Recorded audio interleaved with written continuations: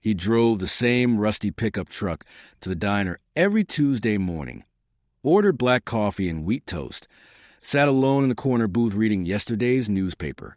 Most folks in Millfield knew him as Frank, the quiet mechanic who fixed their cars without small talk and never charged quite enough. What they didn't know was that 60 years ago, Staff Sergeant Franklin Hayes had commanded the most decorated Sherman tank crew in the European theater. Welcome to the Real Life Stories. Before we begin this powerful tale of forgotten heroism, tell us in the comments which city you're watching from today, and if you believe stories like this deserve to be remembered, hit that subscribe button. The morning started like any other. Frank parked his weathered Ford between a soccer mom's SUV and a contractor's van, the same spot he'd chosen for 15 years. At 78, his movements were deliberate but steady, the walk of a man who'd learned long ago that rushing got people killed. Inside Murphy's diner, the usual crowd was already settled in. Construction workers grabbing coffee before their shift, retirees solving the world's problems over eggs and bacon, high school kids killing time before first period. Frank nodded to Sarah behind the counter, a greeting that had replaced actual conversation somewhere around year 10 of his routine. "Morning, Frank," she called out, already reaching for the coffee pot. "Your usual?" He settled into booth 7, the one with a clear view of both entrances, and the parking lot. Old habits. The newspaper was still warm from the delivery truck, ink smudging slightly on his callous fingers as he unfolded it to the local section. Another city council meeting about the new shopping center. High school football scores. An obituary for Mrs. Henderson from down on Maple Street. That's when he heard it. Grandpa Joe always said tank crews in World War II were basically sitting ducks, came a young voice from a booth behind him. Said those Sherman tanks were death traps. Couldn't punch through German armor. Caught fire if you looked at them wrong. Frank's coffee cup paused halfway to his lips. My history teacher said the same thing. Another teenager replied. Said American tank crews had like a 50% casualty rate, or something crazy. Basically suicide missions. The first voice grew more animated, right? Like, imagine being stuck in a metal box while 88mm shells are flying at you. I'd have gone crazy. Thank God for air support, you know? Only reason we won was planes and artillery doing the real work. Frank set his cup down carefully, the ceramic making no sound against the Formica table. His eyes remained on the newspaper, but the words had stopped making sense. The letters swam together like oil on water. Plus, those tank commanders were probably just following orders anyway. The second teenager continued. Not like they were making tactical decisions or anything. Just point and shoot where somebody else told them to. Sarah appeared at his elbow with the coffee pot. Refill, Frank. He nodded absently, still listening to the conversation behind him. The boys were maybe 16, 17. Clean faces, expensive sneakers, backpack stuffed with books they probably never need to use to stop shrapnel. They spoke with a casual certainty of youth, reducing years of terror and brotherhood to video game statistics. I mean, respect to those guys and all. The first boy said, but tank warfare was pretty basic back then. Not like today's high-tech stuff. These old guys probably couldn't even figure out a PlayStation controller.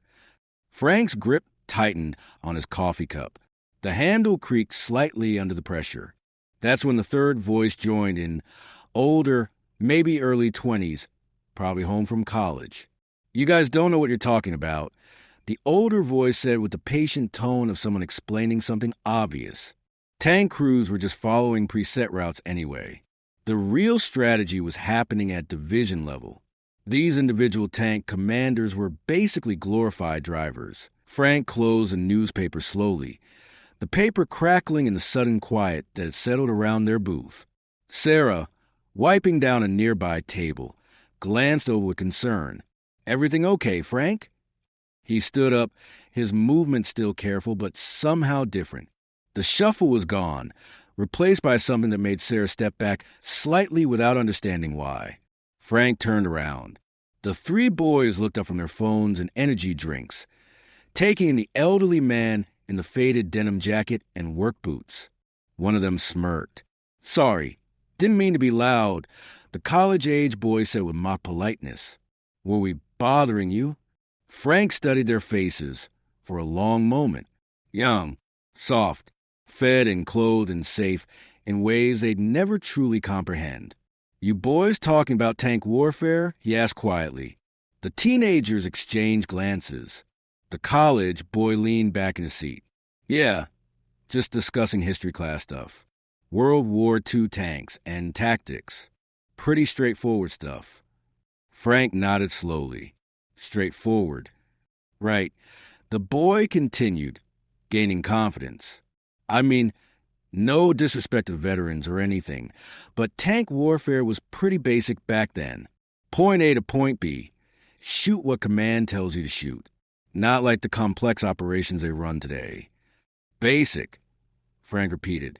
Something in his tone made the diner quieter. Conversations didn't stop, but voices lowered instinctively. Sarah paused in her table wiping, cloth suspended in midair. Well, yeah, the first teenager chimed in. I mean, those Sherman tanks were basically rolling coffins. Probably took more skill to drive a semi-truck. Frank pulled out his wallet. Not to pay, but to remove something from behind his driver's license.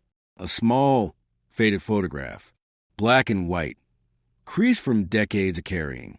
He placed it gently on their table. 5 young men stood in front of Sherman tank, arms draped over each other's shoulders.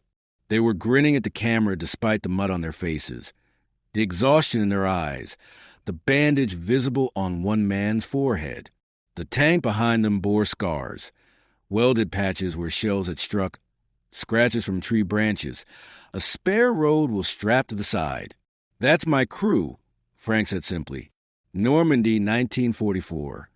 The boys leaned forward, studying the photograph. In the center stood a young man who bore an unmistakable resemblance to Frank. Same jaw, same serious eyes, but without the weight of decades. That's you? The college boy asked, his earlier confidence wavering. Staff Sergeant Franklin Hayes, 3rd Armored Division. Frank's voice remained level. Tank Commander. Iron Horse. That was our Sherman's name. The diner had grown noticeably quieter now.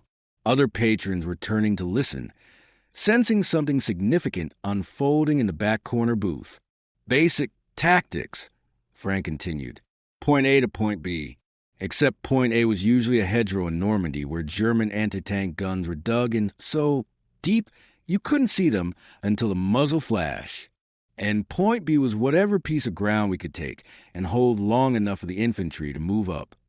He pointed to the man on his left in the photograph. That's Tommy Rodriguez. Best gunner I ever saw.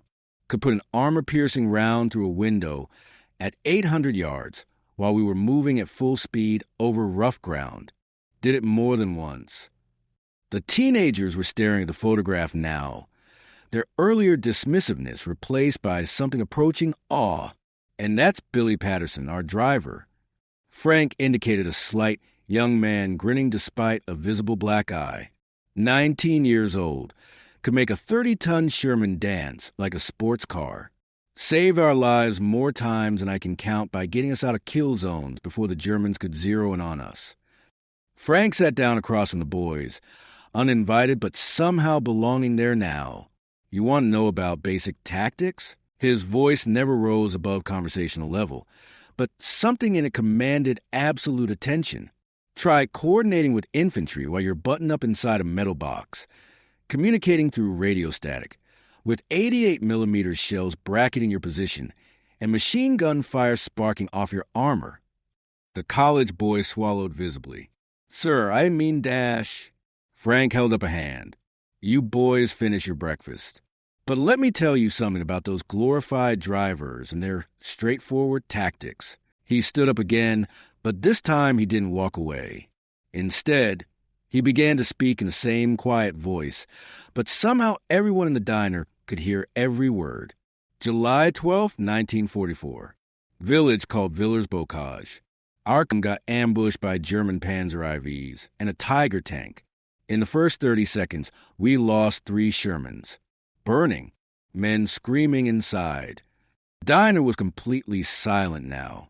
Even the cook had stopped clattering pans in the kitchen. My crew had a choice: follow basic tactics and retreat, or try something that had never been attempted in the field manual.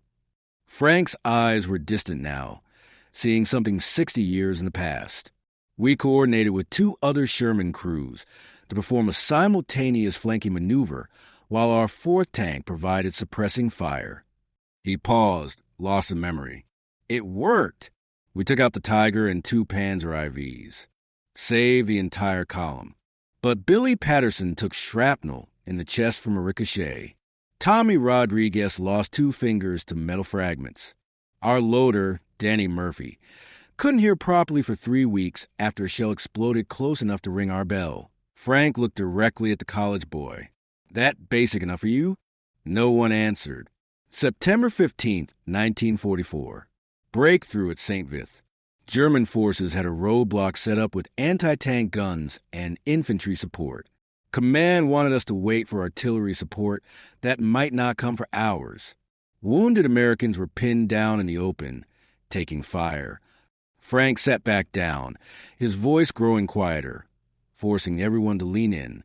I made a command decision. We provide mobile cover while the medics evacuated casualties. Not in any manual. Not approved by division. Just 5 men in a tank deciding what was right. The photograph lay between them, those 5 young faces staring up from decades past. We took 17 direct hits from anti-tank rounds.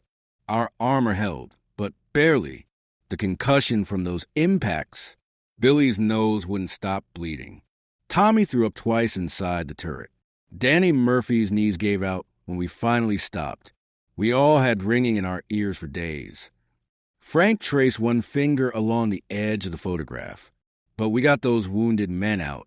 12 Americans who went home to their families instead of dying in a French field. The silence stretched until one of the teenagers finally spoke. "What happened to your crew?" Frank's expression softened slightly. Tommy Rodriguez came home, became a teacher in New Mexico, taught high school history for 37 years. Danny Murphy opened a garage in Ohio, fixed cars until he was 70. Billy Patterson. He paused. Billy didn't make it home. Took a direct hit from a Panzerfaust outside Cologne, March 1945, 3 weeks before the war ended. Frank carefully picked up the photograph and returned it to his wallet. "So when you boys sit there talking about tank warfare being basic and tank commanders being glorified drivers, remember something. Every tactical decision we made, every route we chose, every time we fired that main gun or moved that tank, lives depended on it. Not statistics, not percentages. Lives." The college boy's voice was barely audible. "I'm sorry, sir. I didn't know." Frank studied him for a moment. "No, you didn't. But now you do." He placed a $5 bill on the table, enough to cover his coffee and toast with a generous tip, and began to walk toward the door. "Sir," the first teenager called out. Frank turned back. Could you tell us more sometime? War, I mean, about what it was really like." For the first time since the conversation began, Frank's expression warmed slightly. "Maybe," he said. "But first you boys finish your education. Learn your history from books and teachers. Then, if you want to hear war stories from an old tank commander, you know where to find me. Tuesday mornings, booth 7. As Frank pushed through the glass doors into morning sunlight, the diner remained silent for several long moments. The teenagers stared at their table, phones forgotten. Other patrons exchanged glances, understanding they'd witnessed something significant. Sarah approached their booth with a fresh pot of coffee. "Boys," she said quietly, "you just met a genuine hero. Frank's been coming here for 15 years, and that's the most he's ever said about the war." The college boy looked up. "Has he ever talked about it before?" Sarah shook her head. "Never. Not once. A few of us knew he was a veteran, saw some old papers fall out of his wallet once, but he's never discussed it. Not with anyone." She began clearing Frank's empty cup and plate. There's a reason for that, she continued. Men like Frank don't talk about heroism because to them, it wasn't heroism. It was just doing what needed to be done when their friends' lives were on the line.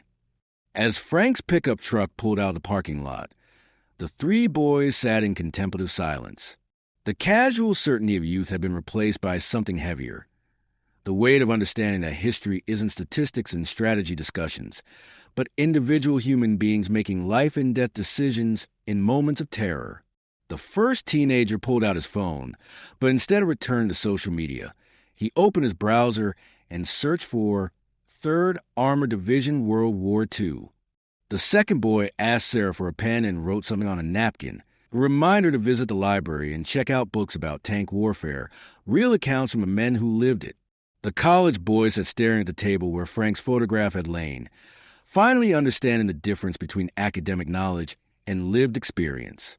Outside, Frank drove slowly to the familiar streets of Millfield, past the high school where he'd never spoken at Veterans Day assemblies, past the library where his story existed only in official records and forgotten files. In his wallet, the photograph of 5 young men rested against his driver's license, a reminder of friendships forged in fire and duty performed without recognition. He'd return next Tuesday, as he had for 15 years. Order black coffee and wheat toast, sit in booth 7, read the local paper. Most likely, those boys would forget about their encounter, move on to other interests, other conversations. But maybe, just maybe, one of them would remember. And the heroes don't announce themselves, don't demand recognition or respect. They simply show up, do what's necessary, and carry the weight of those decisions quietly for the rest of their lives. And sometimes, when young voices dismiss their sacrifices as basic or straightforward, they might speak up, not for glory or validation, but to ensure that the truth of what really happened, doesn't disappear with the last of those who lived it. Frank Hayes had commanded a Sherman tank through some of the fiercest fighting of World War II. He'd made split-second decisions that saved lives and tactical choices that changed the course of battles. He'd watched good men die and carried the weight of command through months of combat. Now he fixed cars in a small town and drank coffee in a diner, a quiet man with gentle hands and patient eyes.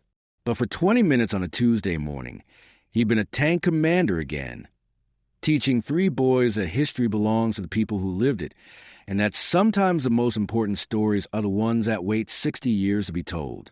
The next Tuesday, all 3 boys were waiting in booth 8 when Frank arrived for his coffee.